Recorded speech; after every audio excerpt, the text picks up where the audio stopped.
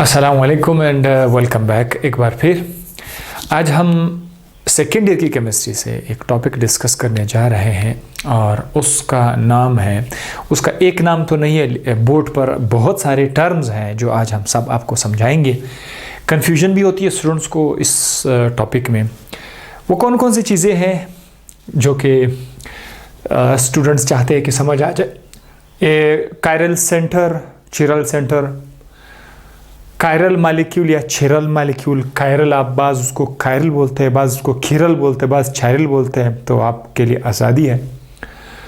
Chiral molecules, asymmetric molecule, plane of symmetry, asymmetric carbon, chiral carbon, ये सारे जो terms हैं, बुनियादी टर्म्स हैं, ये आज मैं आपको क्लियर कर देता हूँ इंशाल्लाह।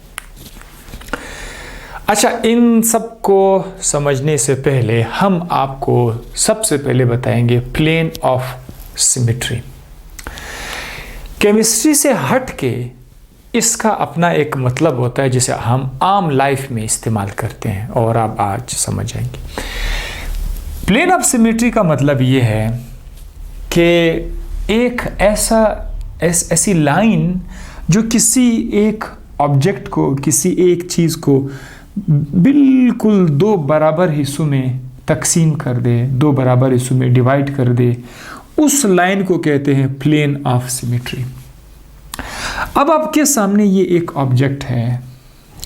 इस ऑब्जेक्ट को अगर हम काट दें, एक लाइन इसके बिल्कुल दरमियान में अगर मैं इस तरह से एक लाइन ड्रॉ कर दूं, तो इस ऑब्जेक्ट के बिल्कुल सेंटर में से मैंने ये एक लाइन इस तरह से ड्रॉ किया कि अब इस लाइन की मदद से इस ऑब्जेक्ट के दो बिल्कुल बराबर हाफ आ सकते, इक्वल हाफ आ सकते हैं।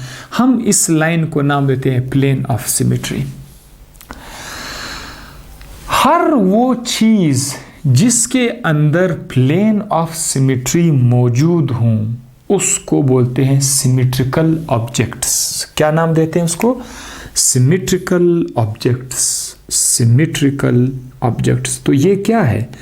ये आपका सिमेट्रिकल ऑब्जेक्ट है क्योंकि इसके अंदर कौन सा लाइन मौजूद है, क्या मौजूद है? इसके अंदर सिमेट्री मौजूद है, प्लेन ऑफ सिमेट्री। आप समझ गए कि प्लेन ऑफ सिमेट्री क्या है। अच्छा, अब इसके बाद एक और ऑब्जेक्ट है। इधर अगर आप देखें ना, तो क्या ये भी हम इसको इक्वल हाफ में डिवाइड कर सकते हैं? बिल्कुल। अगर आप इसको भी इस तरह से डिवाइड करें तो लाइक दिस, तो इसका एक राइट हाफ और लेफ्ट हाफ बिल्कुल इक्वल हो जाएगा। तो इस ऑब्जेक्ट के पास भी प्लेन ऑफ सिमेट्री मौजूद है। ये भी हमारे पास कौन सा ऑब्जेक्ट है? ये एक सिमेट्रिकल ऑब्जेक्ट है। This is symmetrical object. अब इसके अंदर अगर आप आ जाएं तो इसमें आप कहाँ लाइन ड्रॉ करोगे कि ये बराबर हिस्सों में काट जाएगा? देखो, इसमें प्रॉब्लम है। अगर आप यूं लाइन डिवाइड करेंगे इस तरह, इसमें भी इसके डिवाइड, एक लाइन डिवाइड करेंगे तो इसका एक हाफ ये हो जाएगा और एक हाफ वो हो जाएगा। यानी कुछ इस तरह से होगा। एक हाफ इस तरह आएगा आपके पास, ये होगा एक हाफ, और दूसरा जो हाफ है वो इस तरह से होगा।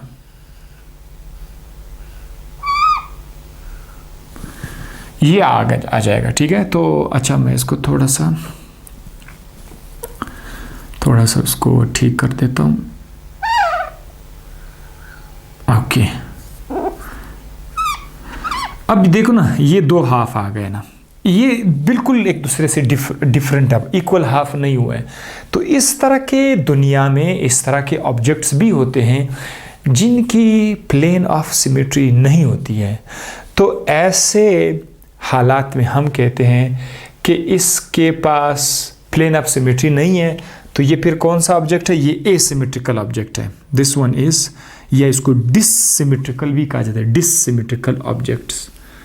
सो ये हमारा कौन सा ऑब्जेक्ट है? डिससिमेट्रिकल या फिर एसिमेट्रिकल। यहाँ पर एक लफ्ज़, जस्ट एक अल्फ़ाबेट ए आप ऐड करोगे। एसिमेट्रिकल जिसमें प्लेन ऑफ सिमेट्री मौजूद नहीं हो, सिमेट्रिकल जिसमें प्लेन ऑफ सिमेट्री मौजूद हो। तो ये एक आम लाइफ के पॉइंट ऑफ व्यू से मैंने आपको सिमेट्री बता दी, सिमेट्रिकल, एसिमेट्रिकल ऑब्जेक्ट्स। अब हम केमिस्ट्री के अंदर अगर आ जाएं तो केमिस्ट्री के अंदर ये काफ़ी हेल्प हमें प्रोवाइड करेगा। केमिस्ट्री में हम सिमेट्रिकल ऑब्जेक्ट के साथ हम एक लफ्ज़ केमिस्ट्री में यूज़ करते हैं एसिमेट्रिक कार्बन। जैसे कि एसिमेट्रिक, जैसे यहाँ पर क्या है, एसिमेट्रिकल ऑब्जेक्ट है, तो यहाँ पर है एसिमेट्रिकल कार्बन या कायरल कार्बन। ये मैं अब आपको बताऊंगा, अब आपको बिल्कुल समझ आ जाएगा कि ये फिर क्या चीज़ है एसिमेट्रिक कार्बन। एक ऐसा कार्बन जिसके चारों तरफ, कार्बन की वैसे वैलेंसी 4 है, कार्बन के वैलेंसी हमेशा हम 4 ही करते हैं, ठीक है, तो 4 बॉन्ड ही होंगे कार्बन जब बनाएगा। तो अगर कार्बन के आसपास 4 मुख्तलिफ किस्म के एटम्स हों, मिसाल के तौर पर इधर हाइड्रोजन है, यहाँ पर OH है, हाइड्रोक्सिल ग्रुप है, यहाँ पर ब्रोमीन का एटम मौजूद है, और यहाँ पर फ्लोरीन का एटम मौजूद है। सपोज करते हैं यहाँ पर फ्लोरीन का एटम मौजूद है। तो अब इस कार्बन के आसपास 4 चीज़ें तो हैं, लेकिन वो सब के सब डिफरेंट है। तो ऐसे कार्बन को हम लोग क्या नाम देंगे? This is our asymmetric carbon. अब यहाँ पर आपके जहन में वो लाइन तो नहीं आएगी यहाँ पर कि एक चीज़ 2 बराबर हिस्सों में डिवाइड हो रहा है, लेकिन यहाँ पर इसका मतलब कुछ और है। एसिमेट्रिक कार्बन का मतलब ये है एक ऐसा कार्बन जिसके आसपास 4 मुख्तलिफ चीज़ें अटैच हों, वो है एसिमेट्रिक कार्बन। इसका एक दूसरा नाम भी है कायरल कार्बन या चिरल कार्बन। ये आपका चिरल कार्बन भी है। This one is your chiral carbon. ये आपका चिरल कार्बन भी है और एसिमेट्रिक, दोनों का एक ही नाम है, चिरल कार्बन या एसिमेट्रिक कार्बन। अब इसके मुकाबले में यहाँ पर अगर मैं देखूँ, यहाँ पर एक और कार्बन है।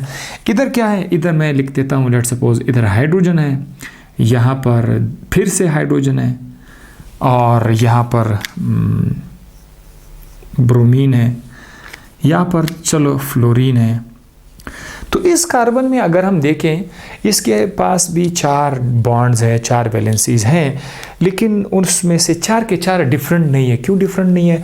क्योंकि ये 2 जो हाइड्रोजन है वो सिमिलर आ गए। ऐसे केस में जो कार्बन होगा वो हमारे पास एसिमेट्रिक नहीं होगा, वो सिमेट्रिकल कार्बन होगा। कौन सा कार्बन होगा? Symmetrical carbon. ये होगा आपका सिमेट्रिकल कार्बन। सिमेट्रिकल कार्बन का दूसरा नाम क्या है? A chiral carbon. A chiral carbon, A chiral. So symmetrical is also called a chiral.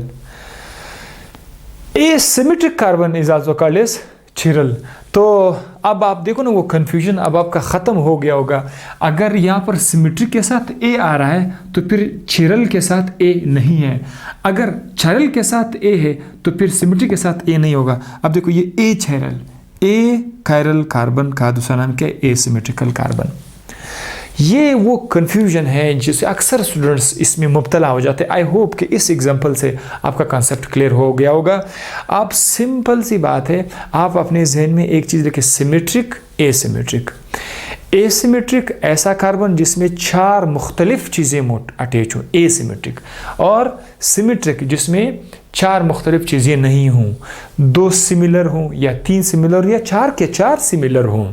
ठीक है, 4 के 4 सिमिलर हों, तभी भी वो कौन सा कार्बन होगा? वो सिमेट्रिकल कार्बन होगा, वो ए कायरल कार्बन होगा। तो ये यहाँ पर आके इशू आपका ख़त्म हो गया। अब मैं देखो एक और चीज़ बताता हूँ।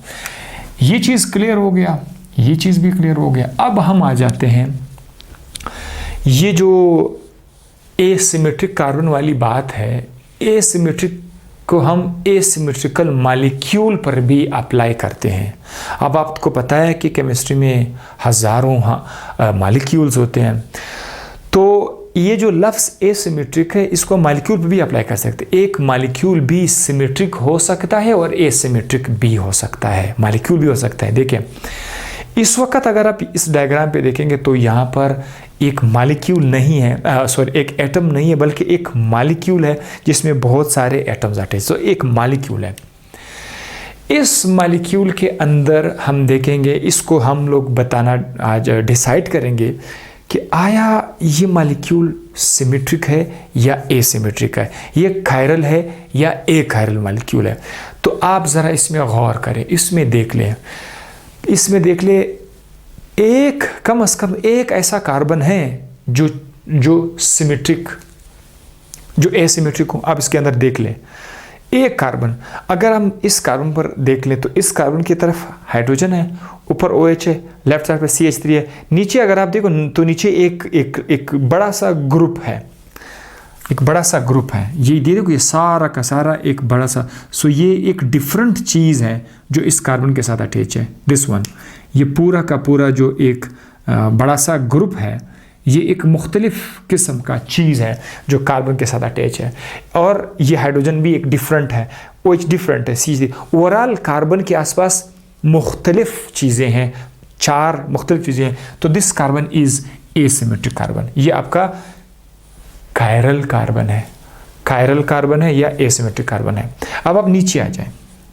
अगर आप नीचे आ जाएंगे, दूसरे कार्बन पर आप गौर करेंगे तो अच्छा, दूसरे कार्बन पे जाने से पहले ये मॉलिक्यूल को अब हम कह सकते हैं कि ये मॉलिक्यूल हमारे पास कौन सा मॉलिक्यूल है? ये हमारे पास एसिमेट्रिक मॉलिक्यूल है। ये अब हमारे पास एसिमेट्रिक मॉलिक्यूल है। ठीक है, तो आप देखो एसिमेट्रिक का लफ्ज़ सिर्फ कार्बन के लिए नहीं बल्कि मॉलिक्यूल के लिए भी बोला जाता है। अगर उसमें से कम एक एसिमेट्रिक कार्बन मौजूद हो तो ये एसिमेट्रिक बोलेगा।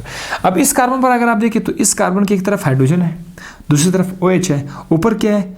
ऊपर इस कार्बन के ऊपर अगर मैं देखूँ ना तो उस पर इसके ऊपर ये वाला ग्रुप मौजूद है और नीचे फिर ये वाला ग्रुप मौजूद है। तो अगर हम देखें ना, सॉरी मिसेस, हम यहां से लाएंगे, इस कार्बन की बात हो रही है। यस, अगर आप इस कार्बन पर गौर करेंगे तो इस कार्बन के राइट साइड पर H है, लेफ्ट साइड पर OH है, ऊपर इस तरह का ग्रुप है, नीचे इस तरह का ग्रुप है। तो इस ग्रुप में और ऊपर वाले ग्रुप में डिफरेंस है, लिहाजा ये वाला कार्बन भी हमारे पास क्या है? एसिमेट्रिक कार्बन है। ठीक है, तो इस तरह इस मॉलिक्यूल के अंदर हमारे पास 2 एसिमेट्रिक कार्बन आ गए। अब लास्ट कार्बन का अगर आप गौर से देख ले, लास्ट जो कार्बन हमारे पास यहाँ पर मौजूद है, इस कार्बन को आप लोग खुद ही डिसाइड करके मुझे बता दीजिएगा। मैं जो स्टूडेंट्स मुझे देख रहे हैं, जिनको समझ आ रहा है, कमेंट में आप लोग भी मुझे बताओ कि ये वाला कार्बन एसिमेट्रिक कार्बन है या सिमेट्रिकल कार्बन है, कायरल है या अकायरल है। ये आप लोग कमेंट में लिख लीजिए। ठीक है, अच्छा, तो ये मैं आपको नहीं बताऊंगा।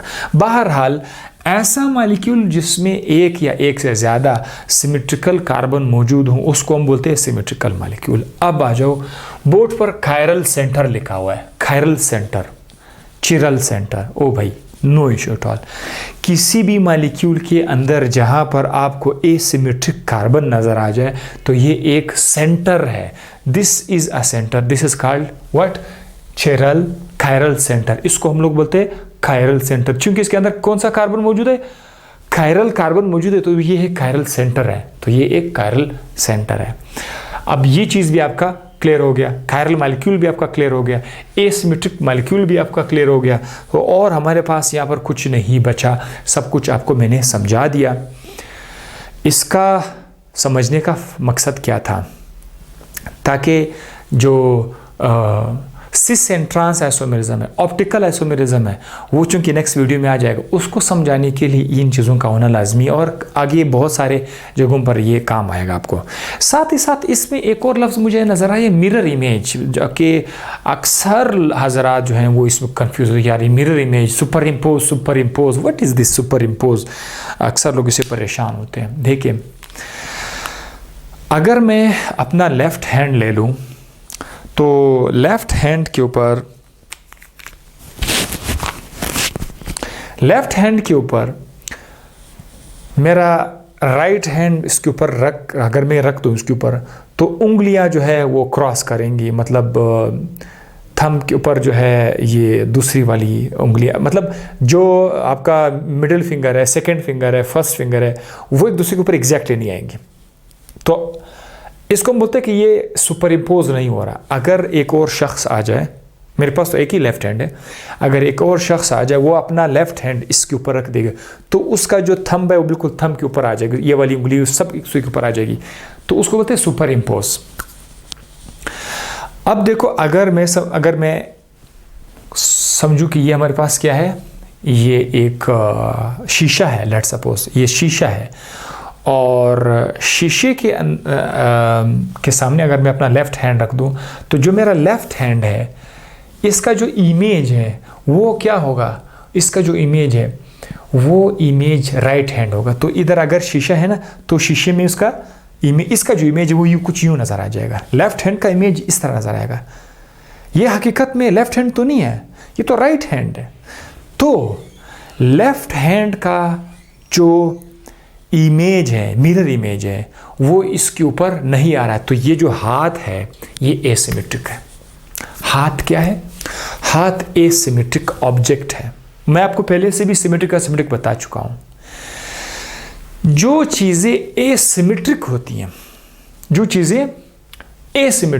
हैं, उनका मिरर इमेज एक दूसरे के ऊपर सुपर इम्पोज नहीं होता। जैसे मैंने आपको लेफ्ट हैंड का मिसाल बता दिया ना, लेफ्ट हैंड का मिरर इमेज एक राइट हैंड बन जाता है, वो सुपर इम्पोज नहीं हो सकता। तो इसी तरह एसिमेट्रिकल ऑब्जेक्ट्स चाहे वो मॉलिक्यूल भी हों, एसिमेट्रिक मॉलिक्यूल का मिरर इमेज एक दूसरे के ऊपर सुपर इम्पोज नहीं होता। बस ये आपने याद रखना है कि जितने भी एसिमेट्रिक ऑब्जेक्ट्स हैं वो उनका मिरर इमेज सुपर इम्पोज नहीं होता। मैं आपके लिए लिख लेता हूं, asymmetric objects, asymmetrical objects mirror image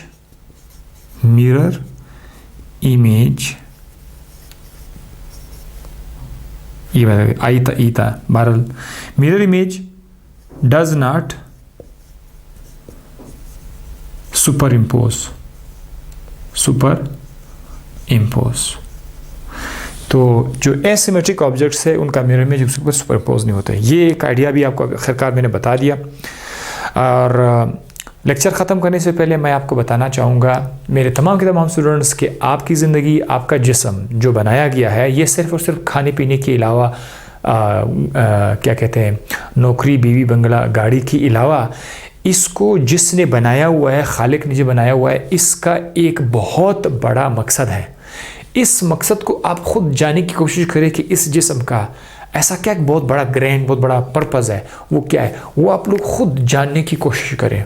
हो सकता है कुछ को समझ आ जाए और बहुत ऐसे लोग होंगे जिनकी दिमाग से स्किप कर जाएगा और कभी भी नहीं सीख पाएंगे, कभी भी नहीं समझ पाएंगे कि मेरी ज़िंदगी का कितना बड़ा पर्पज़ क्या हो सकता है। इजाज़त दीजिए, नेक्स्ट वीडियो में केमिस्ट्री, सेकेंड ईयर केमिस्ट्री जारी रहेगी, फिर फर्स्ट ईयर, सेकेंड ईयर, फिर फर्स्ट ईयर, कभी बायोलॉजी की तरफ जाएंगे तो भी केमिस्ट्री एंड सो ऑन। अल्लाह हाफिज़।